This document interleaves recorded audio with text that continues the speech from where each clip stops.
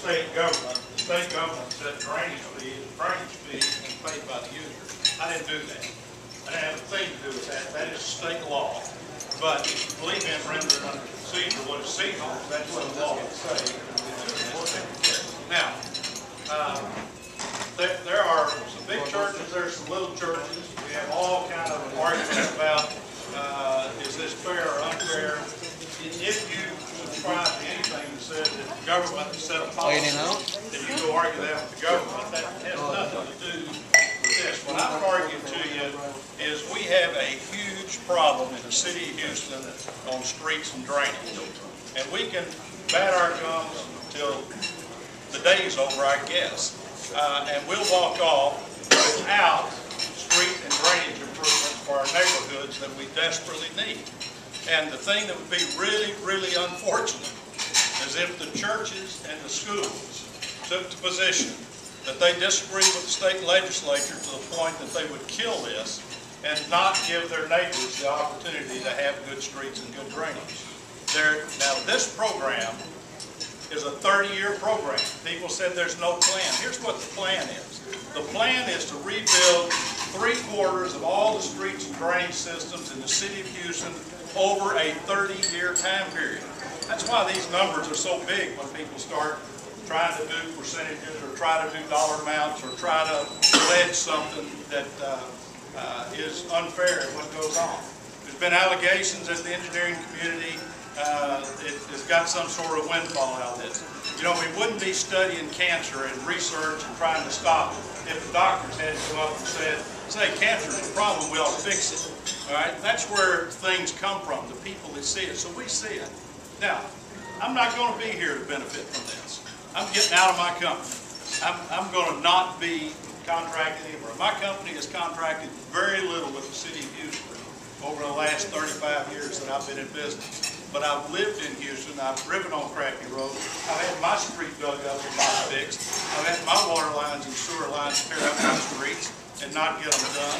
And I can't drive down the streets in my neighborhood because they're like roller coasters. They're not going to fix them all tomorrow out of this program. It's going to take 30 years. But it'll be the first time ever that the people in your congregation can count on getting their street rebuilt sometime in that time period. Bob, if you, we're going to have questions from all of the folks, but if you could just address two things that I would think maybe have concern to all of us in the room. One is all of our churches that I know of, there may be a few churches that have outside income, but the rest of us, we're basically supported by that plate that's passed every Sunday. Right. The people who put money in that plate have already paid taxes on that money. Well, they get no. They pay taxes on that money. And they get deducted. Right. Well, but they're still paying. I'm a taxpayer. When I pay my taxes in this city, I'm coming to the church. I can do whatever I want, but the money, whatever I do with my money, I've already paid my taxes on it. So you can address that first. Secondly, I mean, I guess we could do a poll in this room.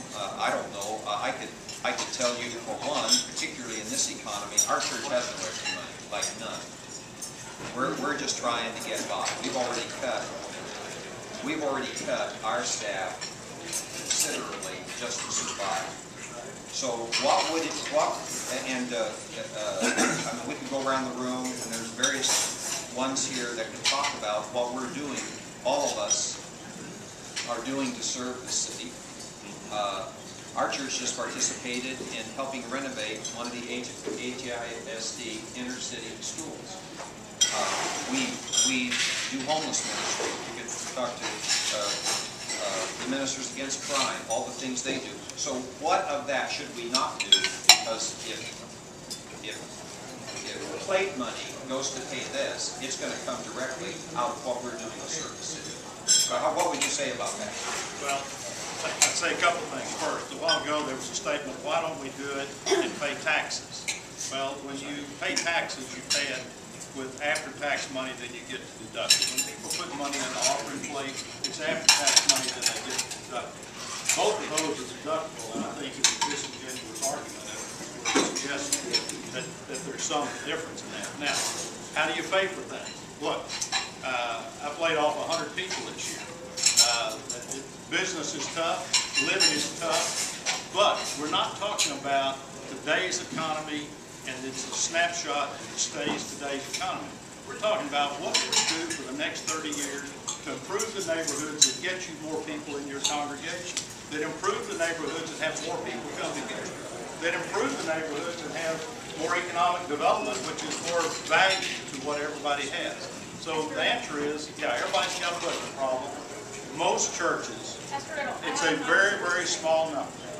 Most churches, you know, I mean, a typical church, you know, don't tell me what the acreage is. I have a handout that will show you generally what the cost per acre of impervious cover. So you can look at your church and say, well, I've got 3 acres and I'd be paying $900 per year per acre, so I'd be paying $2,700.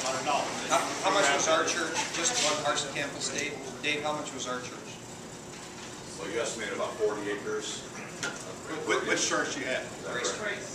Grace. Okay, I didn't. So I think ours was around $50,000, $60,000. Was it that much? With both school properties. 60,000 a year. Well, 3.2 cents per foot is 14,000 an acre. I don't care who's calculating, and that's y'all. No, that's Straight all into about. That number is so wrong that Norman just mentioned. Okay, wait a minute. I'll answer you.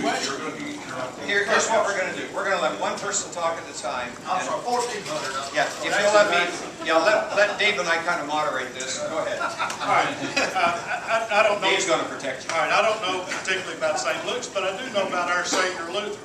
Our Savior Lutheran Church sits on 50 acres of land and has 446,000 square feet of parking lot and building area. And their fee will be about $14,000 a year.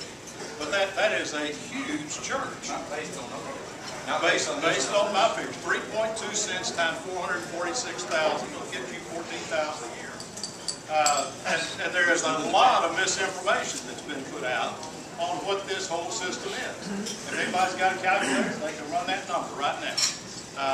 You know, but there is a number, there is a charge, but it's very important that people understand what those numbers are and what the charges are. And I'm willing to look at every single church and tell every church in here what your rate is. What would you say to the HISD in terms of their issue? Actually, I've sat in meetings with Greg Myers, and Greg Myers is very genuine in his comment that he is looking to see what would be a legitimate solution. And he is concerned that churches would be charged, and he has philosophically the same opinion that many of y'all do, and that is churches and schools should not be taxed. This is not a tax under state law. You know, I mean, it can affect you however it affects you, but state law says this is a fee. And therefore, it is charged. And this is not the only city in the state of Texas that brings fee. In fact, it's the only city that doesn't. You know, and schools are in the law to be charged. Okay, Mike, let's have you come out on Paul. Yeah. And what's that? I'd like to just make 3 other points. I always think of things after I speak, and I apologize. I don't prepare my speeches, everything's from the heart. We're talking about Houston ISD. I have 2 other school districts in my council district, Humble ISD and Clear Creek ISD. Humble ISD has a sliver of schools in Kingwood that would fall under this tax. Their superintendent did the calculation, $140,000 a year. Clear Creek ISD has a sliver of schools in my council district that would pay the tax, $160,000 per year. And they're saying, well, it's teachers. It's 12 teachers, it's 10 teachers, whatever. And the critics say, well, that's always what it's about. Y'all say we're going to do away with cops, we're going to do away with firefighters, we're going to do away with teachers. Well, that's a reality because school districts, and I'm a former school board member, I mean, I know what I'm speaking about. School districts have already cut, and they have the same insurance increases and fuel increases that you experience, and they're not able to raise their taxes because they're all at the cap because of the legislature. Secondly, I brought this up in public to Mayor Parker a couple of weeks ago, and I said, Mayor, during the discussion on Prop 1, if we make all these investments and we improve our drainage system, what happens when it hits the Harris County Flood Control Border? What happens when it hits Montgomery County, Liberty County, whatever? They don't have the capacity to take what we now drain to them. This needs to be a big, coordinated, regional plan. Flooding knows no boundaries. It doesn't stop at the city limits. It doesn't stop at the flood control ditch. It doesn't stop at Buffalo Bayou. Interesting point. And then lastly, this week, yesterday, we all get what's called pop-off at the city council. We get 5 minutes to talk about whatever we want to. And I said, Mayor, I'm going to go public. I'm against red light cameras. I'm against Prop 1. I'm even against lowering our residency requirements for council members to be elected. Give everybody the choice to vote on it. I said, but Mike Sullivan's no on all three. Now, not to be no to be Bruce Tatro, Mr. No. Y'all remember Bruce. He was against everything. But that's what you're remembering for. I don't want to be known that way. I try to articulate why I'm opposed to things, and I think it's a common sense approach to government. So the mayor lets me have my 5 minutes, and then she says, very respectfully, she says, well, council member, there's always a chance that you could have a tax. And I started to say, Mayor, I'll take a tax because it'll be cheaper. Okay? If Paul could run the numbers, a couple of pennies tax would fund this, and it would be cheaper potentially for this funding program.